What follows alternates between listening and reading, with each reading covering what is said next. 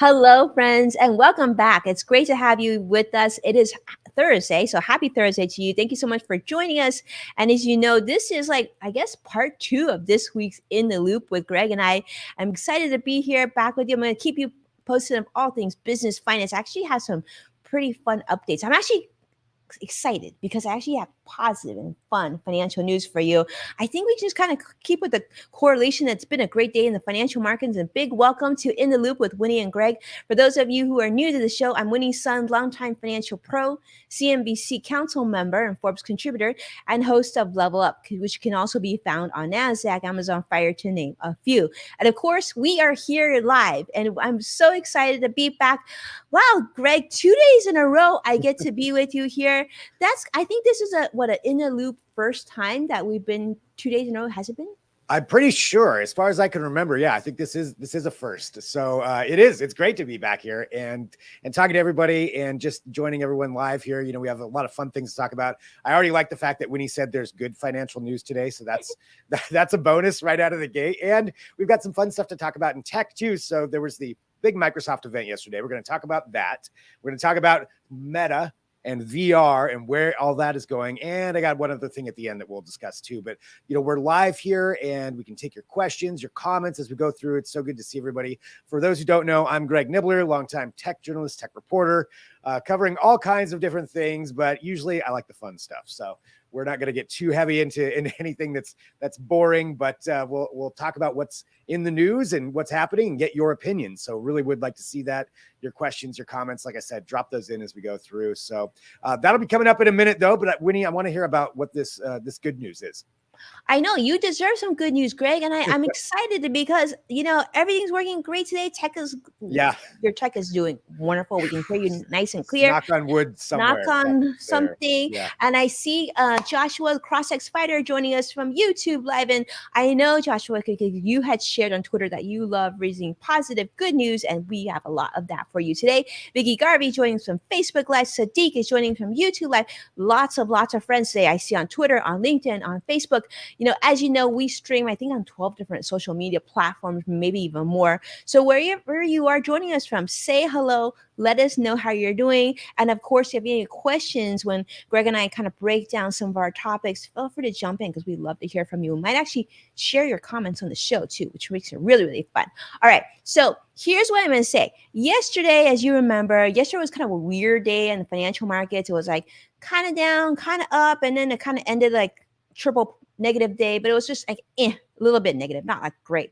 But today, my friends, what's a big update? In fact, for those of you who are connected with me on Twitter, you may have seen I actually posted about this. Some days we go low, and some days we go high. Well, today we certainly went high. The Dow went up, closed up 827 points. NASDAQ up 232 big ones, and S&P 500 also up 92 points, which is very, very fascinating because I would have expected today to have a greater plunge and not such a huge positive rally day, because earlier today, the Fed actually delivered, and we know that the Fed's going to be delivering some bad news once again in November. There's going to be probably another big Fed hike, but we actually got more inflation data. And so, as you know, the consumer price growth now has risen to a 40-year high. This is as of last month. Well, because of that, the market actually, the producer price index came out, some of that data came out, which is showing that people are still buying, they're still consuming goods at a very high level. The price of goods continue to be very, very high. We saw that with wholesale prices. Well, the market actually dropped when the news first came up, but then all of a sudden people, I guess, thought about it and felt like, well, if it's dropping this much, maybe I should do some, discount shopping, bottom fishing, however you like to call it. And I guess a lot of investors and traders jumped back into the market. And so you see all these big positive numbers today. So really, really interesting day. Now, talking about things that rose today, though, one thing that if you didn't pay attention, if you're looking to purchase a home, I wish I had better news. This number is probably going to get even bigger. And this is that mortgage rates have yet once again hit another 20-year high. So if you're looking to purchase a new home or you're looking to refinance, this is, of course, not very good news. But at least you know, right? 20-year high now. Mortgage 30-year fix is close to 7%. This happened just this week as well. It's at 6.92%. So really, really high. But another thing that went high, and this is on the positive, is Social Security. Now, millions of Americans we know are on Social Security. Social Security just got another huge, big boost on its cost of living adjustment for 2023. And what that means is this is actually the biggest cost of living adjustment in over 40 years, in about 40 years. And what this means is starting in January, the average recipient of Social Security is going to be receiving about an extra $140 per month on their Social Security. That was adjusted for inflation. So this is a big thing. For those of you who are on Social Security or you have loved ones, maybe grandma and grandpa on Social Security, this is definitely good news because we know that a lot of our seniors worry about how they're going to keep up with expenses with everything going up in cost. Okay. Now, talking about all things positive, we're going in that direction now. This is a fun one. Now, Delta reported earnings, and they're saying that earnings look really solid because people are getting more optimistic. People are going traveling more. We know Greg just got back from a big trip as well. People are flying. People are staying at hotels. Let me tell you, I just got back from amazing, actually 2 separate hotel stays. And yeah, absolutely. The hotels are very, very busy. Restaurants are busy. It was a really fun trip. But on top of that, even if you're not flying, you might be wondering how you can earn more miles. And I really want to talk about this because this is something I'm really passionate about. I mean, what does a financial person do as their hobby? Well, they're really good at points and miles when it comes to travel because we're good at numbers. And this is something that all of you can do. So let's say, for example, you want to be earning points and miles when you shop and when you do your daily thing. Well, you know about credit cards, you know about like booking flights and earning miles and like that. But now Delta just announced a partnership with Starbucks. So starting this week, now you can actually earn 1 mile for every $1 that you're spending at Starbucks. You got to make sure now, you have to make sure you connect your 2 accounts. So you'll want to go to your Starbucks rewards account and of course your Delta Sky Miles. Make sure you have one of those. And there's a special website. You can set up this connection.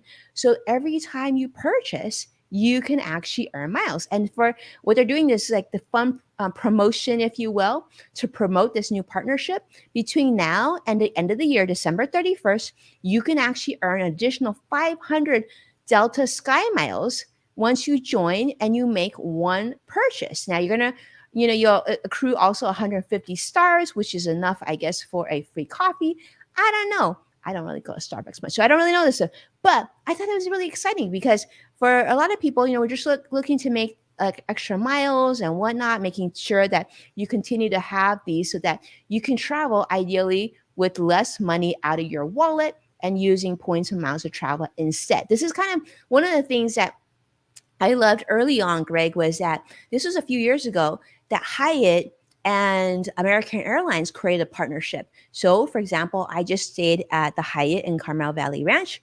Then I was able to also earn miles on American and hotel points at the same time. So it's kind of, I always feel like it's kind of a magical double dip for those of you who are travelers. Yeah, that is great. Any kind of tips like that, I love that. I mean, if you can get miles and however you accrue them, I don't go to Starbucks very much either, but I mean, just any kind of extra opportunity to add those on, and especially like you said, with things costing a lot, if you can get a free plane trip, just from doing things that you're already doing, I think that's a pretty great option. So that's pretty awesome. Yeah, pretty awesome. So all of those are great deals.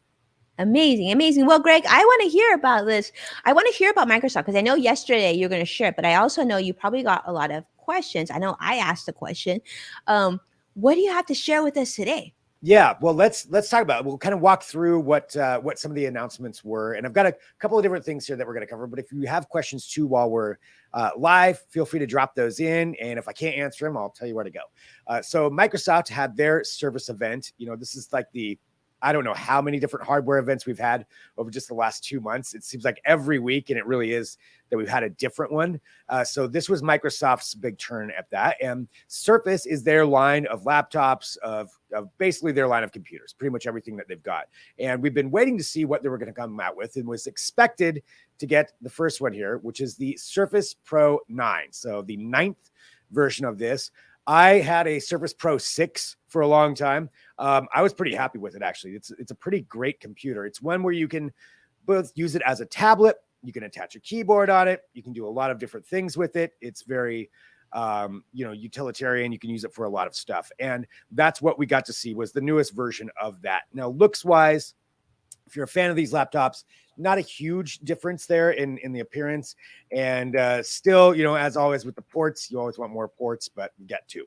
So that's what you end up with on this. But overall, a good laptop. And as it's saying right there, now with 5G, so they've got a 5G option, 19 hours of battery life on that. So if you are traveling, as we were mentioning, you want to travel and work, 19 hours is a pretty good lifespan on a battery. I feel like for something like that, for something that's that powerful. So that was the kind of the big headline. You also had a couple of other things though that came out here. And so we have the Surface Tablet 5, the Surface Laptop 5. So that's the laptop in the line of things as well. So a fifth version of that, if you're a fan of that side of things. But the big kind of wow thing is something that they've had before that now we got to see a newer version of. And that is the Surface Studio 2 Plus. Not a Surface Studio 3, but Surface Studio 2 Plus. And that's what we got to see coming out here. So this is the really big workhorse, powerful machine. I got to play around with the original Surface Studio. Just that, even that lever right there is really amazing, just how many different ways you can balance this thing. But this is designed for creatives. This is designed for graphic designers, for people who are doing animation, for any kind of aspect like that, because it works with the Surface Pen. So you've got that kind of aspect on there, but you can really do so much with this thing. It's pretty amazing the kind of graphics you have. It's a 4K everything. It's 28 inches. Everything that you use there with your Surface Pen, your stylus works well on it. A little bit of disappointment with some of the, they're still using kind of an older GPU. So that's it for people who wanted something, really updated. Maybe that's why it's a 2 Plus and not a 3. So you just got kind of a partial update on there. But this is a really awesome machine, I got to say, for using it. However, it's going to be a little pricey. So this thing costs, actually, Winnie, I don't know if have you seen how much it costs? Or maybe we just showed it and I missed it when you were saying. Well, you just showed. Oh yeah, there it is, right there. So it's right there. Yeah, 500 big ones. Yeah. Yeah. That's without tax even. I mean, I guess that's the price it would be in your neighborhood, Greg. Right. Yeah, I guess. Yeah, for me, it would be no sales tax. But I'd be like, Greg, can you help me order? Oh, I don't, legally speaking, I've never done that for a friend. Never. Greg doesn't do that. Never at all. But yeah, it's an impressive machine. But yeah, that price point is just so high. So it really is targeting, and this is a lot of what we're going to be talking about today too, is targeting pros, targeting kind of that enterprise solution or people where this is your career or maybe a business that needs one of these. That's probably who's going to be getting that Surface Studio. But still, that some good announcements coming out from them. So that was the hardware side of things. Do you have any questions on the hardware stuff? I don't have questions, but I just think it kind of looks like an iMac, but a touchscreen. Looks really cool. Yeah. I mean, certainly you can have the arguments on which one you would use. I like it. Let's see, good idea. But the animators or graphic guys use Wacom. Yeah, mm-hmm. And that's true. You can tie that in, I believe, actually to this. But yeah. Yeah, I see what you're saying. Ricky needs a loan now, Greg. Yeah, I mean, you got to really be using it to make it worthwhile for that for $4,500. Okay, so that was that side of things. But let's talk about a couple of other things. So this is something that I think you might find interesting. Now, if you watch this show, Winnie uses mostly Apple products, Mac products, and I'm kind of more on the Windows and Android side of things. There it is. Yeah, got my Galaxy Plus right there. So this is kind of part of what's going on here is Apple and Apple and Microsoft are kind of teaming up a little bit more lately. What? And it's kind of weird, right? It's like, the complete opposite ends here, kind of working together. And the reason is this. So there's some new integrations that are going to be happening. Apple TV and iTunes are going to be, Apple Music is going to be available now on Windows devices and on Xbox, whereas previously that really wasn't something that was happening. It's very, they're, you know, Apple likes to keep their things on their side of it, and this team up is pretty big. And so iCloud also coming to Microsoft platforms. So if you have things in there with with iCloud, you know, it's going to make it a lot easier. And that's always one of the hardest things for anybody to use. You either really have to be in one of the ecosystems or not. And especially when it comes to Apple, they don't like to share their toys. But this is something that, you know, we're going to be able to see a little bit more of a team up on there. So that, I think, is a good sign for at least all of us, for consumers. So if you have an iPhone and all your stuff's in iCloud, well, now you don't have to worry as much. It's going to be able to work much easier with Windows and into all of their platforms. So I think it's good. I think it's good everybody's coming together. This is a really, Greg, I feel like this is a big, big deal. It's Yeah, like literally like, it's almost like the two crazy step siblings are getting along finally. right. This could be the beginning of iMessage for, I mean, this hopefully, right? Sadiq, hopefully, because Sadiq said Windows is a clone of Apple OS. So I feel like I think it's in Microsoft's best interest to play well with Apple. I'm not sure if Apple really needs to play with Microsoft, but I don't know what you think. I mean, I think you could go either way on that. But I mean, with the Windows side of things, it's much more third party friendly as far as that. So I think that, you know, it's they're more open to it than Apple usually is. Apple doesn't like to share too much. So Bad once Apple. you're in, they want you in. They don't want you trying out stuff from other people. But I feel like Windows users are a little bit more open to trying out Apple products, because there's a lot of people that use iPhones but are still Windows users. So I think this is going to be good. Any kind of integration, I feel like, is good. It's good for everybody in the end to be able to do that, to try out different things. So Might not yeah, be good for Apple. I feel like they don't really have a need to do this because I feel like PC users and Android users are kind of the same, right? And then, but once you have an iPhone and you see the integration with the iPad and the MacBooks, it's hard to break that. And then would Apple benefit from this? I don't know if Apple would benefit from it. I mean, I think they would for a few different ways. As far as, I mean, there are benefits to a Windows machine in some aspects over a Mac, but and there's also people who are just used to it. They just aren't going to switch. So if their iPhone is now going to integrate with that a lot better, then that's better for the iPhone user who is still on a Windows PC. Or maybe, you know, they don't use a laptop enough to warrant purchasing something that's, you know, maybe a very expensive Apple laptop. This will be a way. I think it's good. But yeah, Apple can also still force you to just buy the Apple products. They could do that. So they says because Apple is a closed ecosystem. It is. And Vicky is saying Apple and Microsoft AI technology together.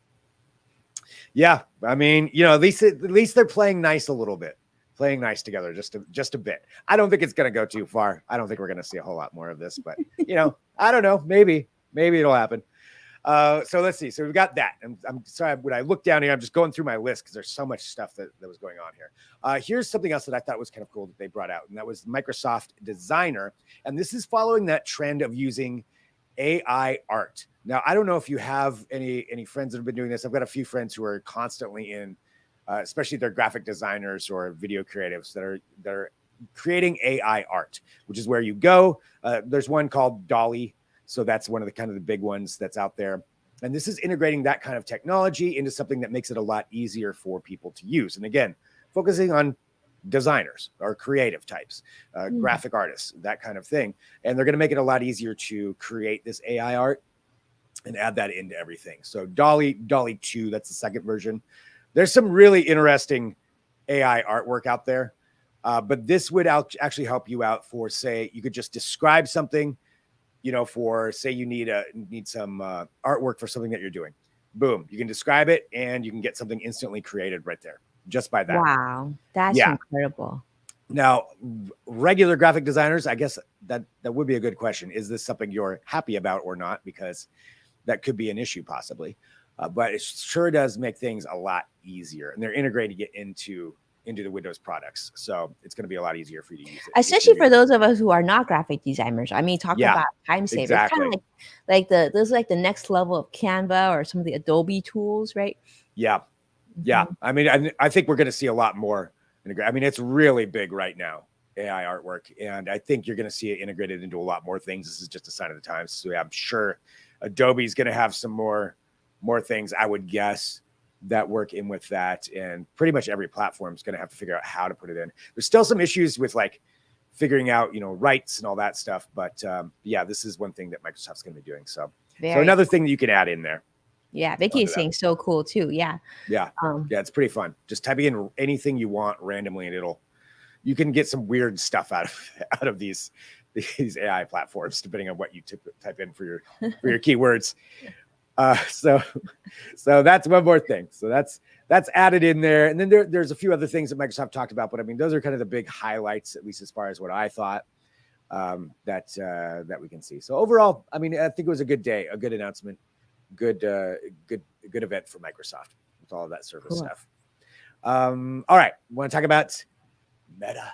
Let's talk because Meta, aka Facebook, also had an event as well, and their event was focusing a lot around the metaverse and how much they are investing in making that a thing and how that's going and where it's at. But one shift they are doing, and this also does bring in Microsoft as well, they're really making a push for more of like a corporate, like enterprise use case of virtual reality, of the metaverse. And they're talking about meetings in there, but also workflow in there, and really integrating that into more of kind of our normal workflow that we would have at an office. So instead of say like a Zoom meeting, they actually are going to be working with Zoom. Zoom's going to be available on there. You could bring that in. They're working with Microsoft, so where you could have a Teams meeting in the VR space. So you could have all kinds of different things going at the same time. And really the idea is just a different way of working. And that was one of the themes they were going for. And to do that, they have a brand new headset that's going to be part of this. So it's the Quest Pro that's going to be coming out. And the Quest Pro is their brand new one. It's pretty sleek looking. They put the battery in the back of it. So the battery is actually around the back of your head. So it gives it a little bit more of an ergonomic flow right there. This is not going to be a cheap headset, though. This is something that's really, like I said, they're targeting kind of more that workspace use for it. I believe it starts at $1,500. So maybe that's a set price. I don't know if there's any add-ons. I'm sure you could probably do, but yeah, for $1,500 that's a big entry point. If you're just used to going into VR, maybe watching a movie or playing a few games, I feel like that's kind of a steep price, but that's not really what they're going for. They want workspaces to be using this. They want really big artists to be using it, and that's kind of what they're showcasing here. Different ways you could do it. This demo's kind of interesting, having people from all over the place, join in on that and be able to work together in that platform. This is what they want. This is the way they envision this. I'm curious, Winnie, what do you think about this? Like, do you think that this is something you would use to interact, like say with your clients? I I mean, think that answers it right there. I guess if my clients would want this experience, but I mean, I think it's really cool. And it's interesting because if you're talking enterprise, and typically that would be something we would be actually that market for the financial arm of our business. Yeah, would for sure be a target for this. Yeah, I mean, I guess, but it needs two people, right? I mean, it's not just like if I had it and you didn't have it, like it'd be weird, right? How would we? Well, there's ways that you can actually join in without having one of the headsets, even if somebody else has it, and you can kind of view it. Mhm. So you can bring other people in other ways. But yeah, what are the advantages of it? I mean, to really take advantage of it, I think everybody would probably really need one. Yeah. Although you could show demonstrations and move things around, especially if you're building something, and everybody would be able to get a better look at it as you can manipulate things in that virtual space. Mm-hmm. I think that part is pretty cool. I've seen some demonstrations at CES before of something like this, and this was even a more primitive version, but some automakers who are working on designing a new vehicle. and they could be Mhm. in Detroit or LA or Berlin or something, and they could all join in and look at every single aspect of the vehicle. So that was kind of the demonstration. You could zoom in, down to see a screw, where that goes, and you could all actually, see a 3D rendering of it in real time and manipulate it with your hands. Like that kind of stuff, I think is a good use case for it. Mhm. A financial meeting, I don't know what you. I guess you could show the Yeah. numbers moving around. I'm You can not show sure. numbers. You can move, like you could move. Yeah, I mean, we could do it, but I don't think it's a necessary thing. This is Yeah, probably one thing I'd rather keep that money invested in something else. But yeah, yeah, I mean, it's cool. I think, like you said, it's a very specific niche at this point, right? I don't yeah. think it's mainstream yet. But like, I mean, okay. I'll say this. I just took my kids to the orthodontist yesterday, and I think that would be cool. That'd be a cool thing where like you could see, the dentist working in the teeth and Oh, all. oh no, I don't want to see that. I mean, not you, but like maybe like the parent or Yeah, somebody. I'm maybe not. And then see, that's the thing is then it's a very limited population because let's be honest, right? As a lot of these enterprise, whether it be software or systems or tools or hardware, requires a lot of costs. And yeah. so, if it's very specific to those industries, I think you're missing out if it can't be used for more service business as well as like manufacturing businesses. But no, Yeah. Yeah. I mean, I feel like a lot of this is they're trying to figure out, they're just kind of taking stabs at everything and seeing where it's going to land and when this interest is going to come because they're investing billions of dollars into it. But I think you're right. I think the general public just isn't there yet. I have seen Mhm. some demonstrations that are really cool.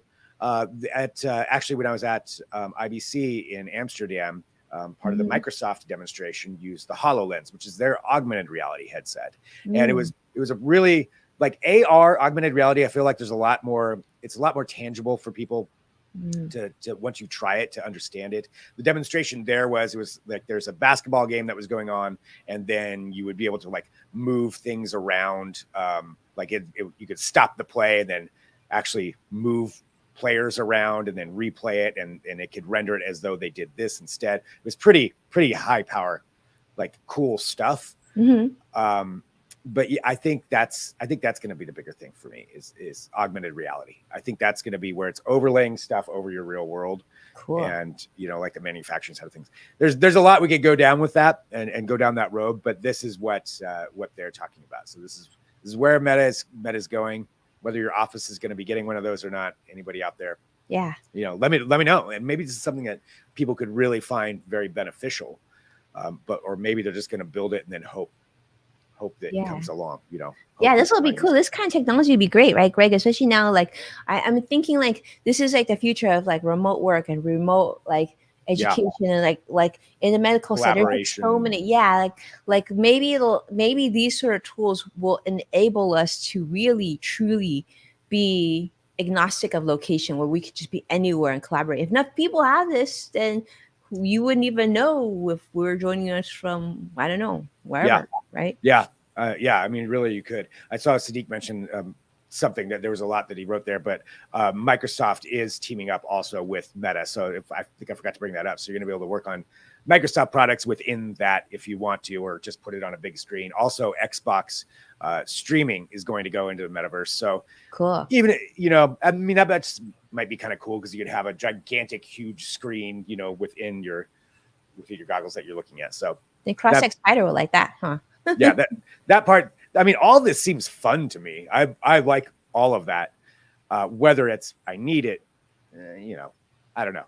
I don't know if we need it yet, and I think that's kind of where we're at Yeah, on that. I think I'm with you. I think that there's not enough need yet. Yeah, it's a lot of fun though. So Meta, if you want to send me one of those, I will be happy to test that out.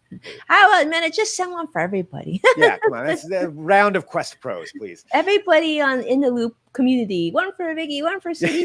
Yeah, it's like Oprah. Right? Yeah. So that was what's going on there. So kind of some big picture discussions there happening with Meta and the metaverse and where it's going. And we can get into some more specific stuff another time. The last thing I wanted to bring up though, and this was something that just came out today, and it has to do with a Google a Google thing that they were working on. I'm sure I probably talked about it on here before, but it seemed like one of those texts that's like, okay, is this just a concept and is it going to go anywhere? But it does seem like it's going somewhere and it follows the same vein. So it's called Google Project Starliner. And the name's a little misleading, or Starline, excuse me. Name's a little misleading because it really doesn't have anything to do with space. But it has to do with meeting with other people, but getting an actual 3D holographic, basically, version of them that you sit down with. So this is kind of like some Star Trek, Star Wars level stuff, to where you would be able to have somebody else would have to have the same thing, but you have a bunch of cameras that would render around you and then make it appear as though you're 3D as you're sitting across from them. So Google's been testing this out with a bunch of other a bunch of internal companies like meetings and onboarding meetings they said that they would do. But now this is going to be coming out to where you're going to be able to do it for some other businesses. So some partner businesses are going to start incorporating this into their offices to see if people are really into it. And I think that means that the testing's gone pretty well so far. So if you look right there, you know, it looks like they're sitting right across from someone. That's how well that rendering is. That's a screen. That's a screen that they're looking at. And so the other person is not in that same room, but it looks like they're sitting right there. So it brings a little bit more realism to, you know, some of those remote meetings. And I think that's a little bit more tangible than the metaverse, to be honest. You do have to have the full, equipment, but how that tech works is pretty cool. Like real-time compression, real-time 3D rendering of someone and having that come back and not feel stilted or weird or out of place. Like that's pretty cool.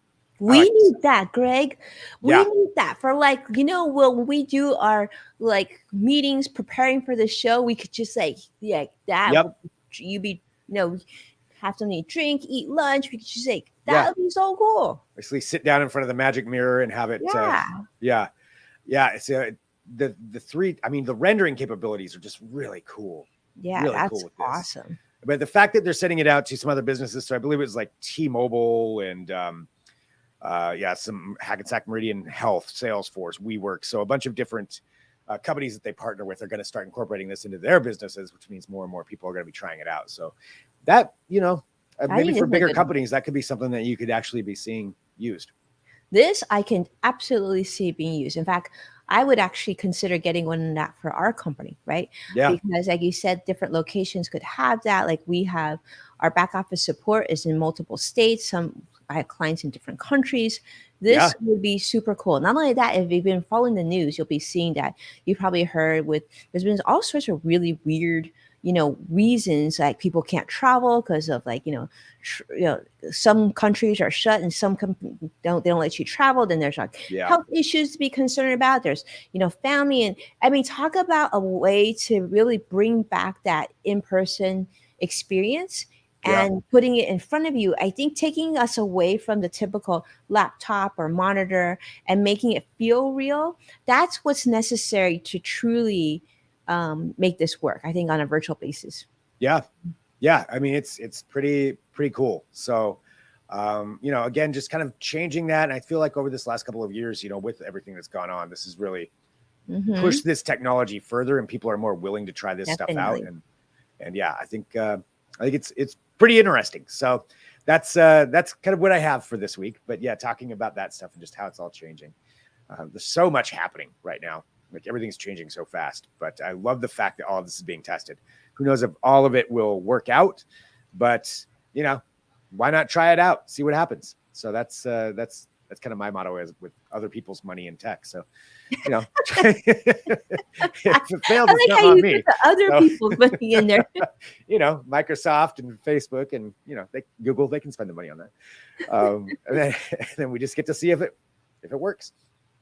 This is really cool. I like that. And it'll be interesting to see how this unfolds. And for those of you who are joining us, if you have any questions for Greg on anything that he discussed today, of course, feel free to send him a message or put in comments here and most importantly, let me ask you this. I mean, we have a lot of viewers from all different platforms. If, let's say, hypothetically, Greg or myself were in front of these monitors and you had one of these locations close to you, like Greg mentioned, a WeWork, right? If there wasn't in a neighborhood WeWork, would you be interested in scheduling a session so that we could like literally feel like we're in the same place, having coffee, breaking Yeah. bread and talking? Like, this be something that you would want to use not only to meet us, but maybe like your future employer, or maybe somebody that you can't just jump like in the car and meet like that afternoon? Right. Yeah. I mean, it gives it more of that real personal feel. I think adding on that 3D level. I mean, we're all used to Zoom or Teams or Google or whatever, however we're meeting online, but adding the 3D element and making it kind of like you're sitting across from someone like that. Mm-hmm. Yeah, that gives it a little bit more of a personal touch. I feel like they need to install this in a Starbucks. I mean, I just feel like, you that you could just be like, I'll meet you at Starbucks. And it's like, this would be a good Starbucks marketing thing. Maybe at Starbucks, and then they would Just say, have a line of these, and then you dial up your buddy in another. Yeah. Yeah. Yeah. Things So there you go, Starbucks. But yeah, it's interesting stuff. So there's a lot of it out there, and I'll try to share some more of that stuff. And if anybody does have questions, feel free to reach out. Let me know. I feel like we've covered a lot of stuff in this episode. We did, and I'm so glad, because our technology. I've been talking a lot.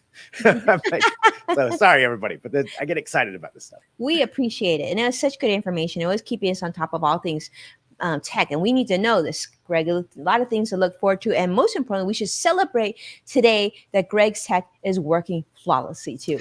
Did they say that too quickly? But the end of the shows, I feel like I can say that now. Yeah. I think we made it.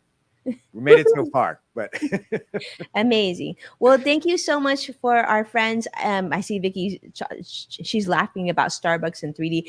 Thank you so much for being here with us. We appreciate, of course, your support and your comments. Of course, don't forget to subscribe and make sure to turn on the alert button so you'll know each time that we go live. But of course, after this, definitely send us some questions and comments if you see anything. I know Sadiq does an amazing job with this on Twitter. He's always sending Greg and I interesting things and tagging us on it. So we appreciate that so much. Yes. And then we'll be back right next week. Yeah, back next week.